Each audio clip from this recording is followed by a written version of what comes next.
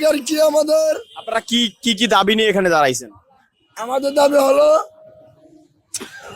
সেটা আমি বলতে পারি না, দুঃখিত ভাই।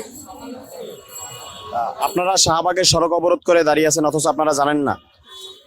এটা আমাদের এখনো বলা হয় নাই। আমাদের একটাই দাবি, আমরা আমাদের যে ন্যায্য অধিকার, এই অধিকারের জন্য আমরা দাবি। আমরা কেন শাহবাগের বলেছিলেন, আপনি তো বলেছেন শাহবাগের মোড় কেন আমরা ঘিরাও করে আমরা কেন দাঁড় করে আসি, কেন আমরা এসব করতেছি?